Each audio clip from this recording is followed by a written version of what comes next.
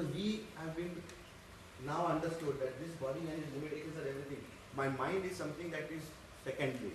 And Ayurveda and the ancient Vedic sciences, on the contrary, say that your body has limited shelf life. Your consciousness is unlimited. It's vast. Who are you? Who are you? They say, who are you? You are like the seed of a mango tree. This is a Sanskrit saying.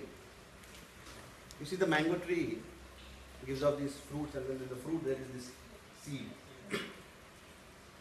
The entire tree and the potential of growing an entire tree is already in that seed. It doesn't come from the outside. It comes from the inside.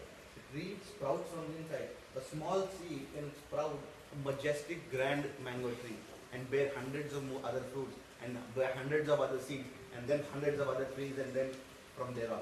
So the mango tree is in that seed. Similarly, the sage says, every being on the planet is a seed of the universe. Is a seed of the universe. You have within you the same capacity and the same wisdom that created the universe. Because who created the universe? Wisdom and energy created the universe. Vedas never have a name for the God. There is no concept of a God. In the Vedas, there is only Ishvara. What is Ishvara? One who created. There is no name, no face. How is this Ishvara? It is Maha Ishwari Shakti. Pure energy that is conscious, that is aware, self-aware and with wisdom. And from this energy, the elements were created. And from these elements, you and I were created. The entire universe is created. And it runs through our very core. So we have the capacity of the entire universe in a seed form within us. The concept of Atma and Paramatma is the same. Atman is me in a seed and Paramatman is the universe. I have in me the seed of the Paramatman. And I don't know that. I'm living a life helpless and hopeless, thinking I'm just a physical 5 feet 4 inch body. Not understanding that my conscious is far beyond and it's pure potential. With one decision change, I can change my entire life and have the potential of doing that. Right? But what creates this duality? What does Veda say? This Dvaita, Advaita concept of duality and singularity. What creates this duality, that difference that I am powerless, is the mind. Your mind creates difference. It is telling you you are a simple person. Why? Because your mind is getting programmed by everybody else. In the school, the teachers tell you, he is a weak student. You know, very, very casually we say to our children, are you crazy? You know, your subconscious is latching on to that idea and making it a reality. Because I can't mug up and reproduce in my exams, I am a loser. You know, they don't understand that a person is more than just this exam. Because I can't get good grades, you're a duffer. It starts from there. Because I can't get a good job, big house, I'm a poor, useless fellow. You know, so you start believing that. Your mind is making all these thoughts real. And from there comes all the negativity, greed, frustration, irritation. And from there comes disease, and from there comes sadness. You're not realizing that this is the mind playing with tricks on us. Mind is telling you, oh yes, you heard what the guy said, right? It's true. Not letting you understand that your consciousness, you call it the spirit, soul, Atman, Chi, Prana, whatever you want to call it. This spirit, this consciousness within you is limitless. It has the experience and knowledge base similar to the entire universe.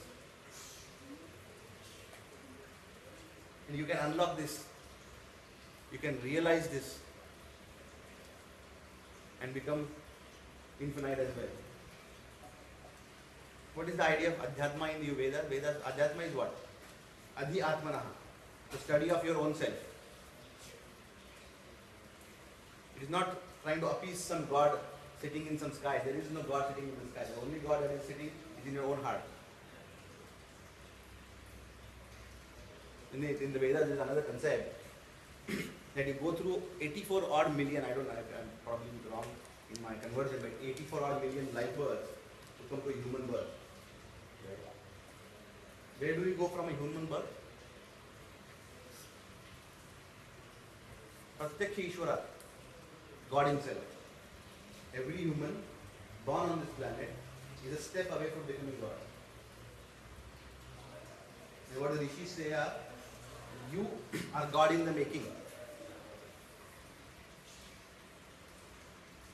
Because it is that power, a crow, a crab, a fish, a bird can't access beyond a certain limit because their minds are limited. They can't access their inner potential. We as humans have been given infinite mind capacity to learn and access our own potential and live boundless. So Adhyatma is a science which helps you unlock your true potential and become divine. When you become divine, what do you become? In Indian context, becoming divine is what, becoming blue with 4 hands? No, that's an artist representation with the crown and everything and no, MGR like, no. That's an artist representation. What is becoming divine is when you find peace in every moment. Nothing saddens you, nothing makes you happy beyond a point. You're in complete control of your emotions. When you find peace in yourself, you don't have to go looking for peace. You can sit here and be at peace. When you love everybody, when you show compassion, when you can fulfill your duties without any attachment of success or failure, that is when you start becoming divine. Until that moment, you are just a human, filled with misery.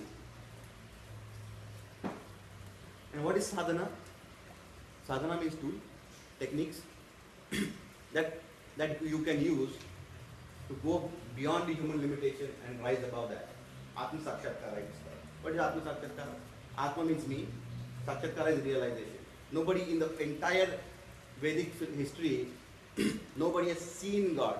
They only felt Him, or Him as an energy.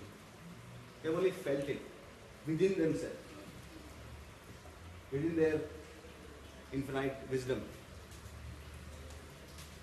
So how do you start becoming divine? When you feel energy grow within you.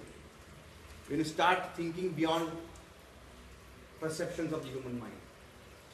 Somebody hits you. What is the common reaction? Hit him back. Twice. Maybe kick him. Right? But then how do you become saintly and sage-like? When you forgive. Then you have risen beyond the human limitation. You have conquered your demons. Right? And what are these tools? Ayurveda is a tool. Yoga is a tool. Yoga is pranayama, asana. Meditation is a tool. Likewise, Agnihotra is a tool. Agnihotra is said to be the Mool Upasana, the most fundamental beginning of healing practices. The most highest of karmas. Shreshthatavam karma. Highest of karmas. Why? Because you are not only healing yourself, but you are healing everything that the energy.